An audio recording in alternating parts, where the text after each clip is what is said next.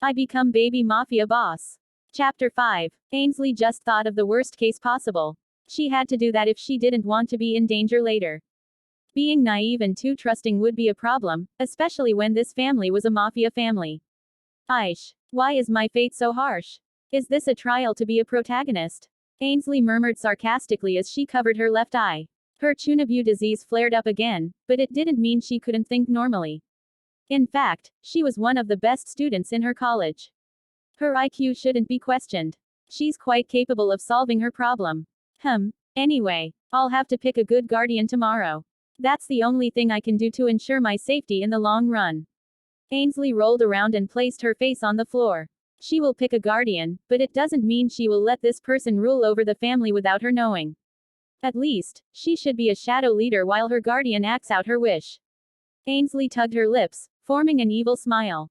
Gahahay. It's time to show my effort all this time. If I can know more about this world and learn from my surroundings, I'm sure that I can lead my family out of this crisis. Ainsley clenched her fist tightly. She cast aside her wish to be surrounded by a hot dad, kind brothers, and a destined male lead. It's already a lucky thing that she doesn't have any brothers. Else, there might be a bloodbath to get the leader's seat. I also have a strange ability with my sensitive ears. I have to use this well to eavesdrop more. Ainsley took a deep breath and stood up. She hurriedly climbed her cradle and laid down. Why did she lay down? Of course, it's to sleep.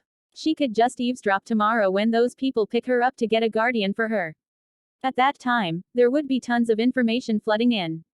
But first, I'll have to act like a toddler. I think I'll have to change the way I speak. Ainsley had an evil smile on her face as she thought of various babies' language she could use. Yes, she would pretend to be a typical toddler so that others wouldn't suspect her. One thing I think is good. I have actual power. Isn't this a fate? You think I'm really a protagonist? Ainsley soothed her heart by remembering this fact. Yes, I'll use this power properly and be the best protagonist. That day, Ainsley slept well without having nannies or other people around her. She would occasionally cry, yet there was no one coming to get her. From that incident, she vaguely felt that the position of an heiress wasn't that magnificent. Is it because I'm a girl? They might have prejudice. But to think no one comes here to change my diaper or something. Where's the maid I last saw? Ainsley rolled around on her bed while one maid changed her diaper when it's already 8 in the morning. The maid had a poker face and didn't look nice. Not only that, but Ainsley didn't get her breakfast in time. This is a mess. Scum. Absolute worst. Ainsley endured hard not to frown or anything. Once more, the girl used the same uniform as the one she used yesterday.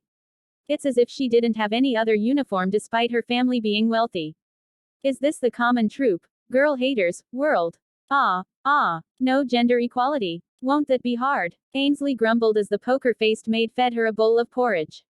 The porridge was cold, and it didn't taste that yummy. Ainsley, who was in high motivation yesterday, gradually felt exhausted. Not only her body demanded her to sleep a lot, but the treatment of the people around her was also a factor. There weren't a lot of people coming to see her, and even if there was, they weren't friendly. The only kind one was that maid last time, yet she didn't come here until now. Done. Let's go. While Ainsley was in deep thoughts, the poker-faced woman lifted her up and carried the toddler in her arms. She then walked out of the room and headed to the golden door which Ainsley visited last time. Is this time? I'll get to pick my guardian, right?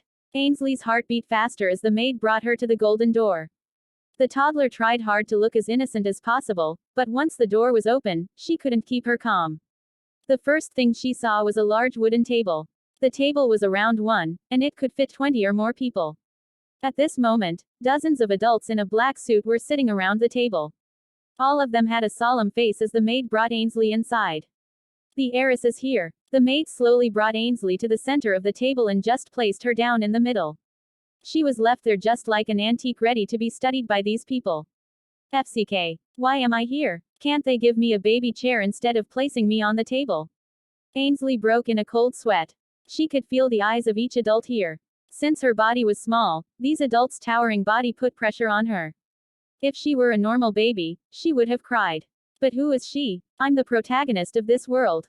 I won't back down. Ainsley raised her head and slowly flashed the brightest smile she had. First step. Show off my charm.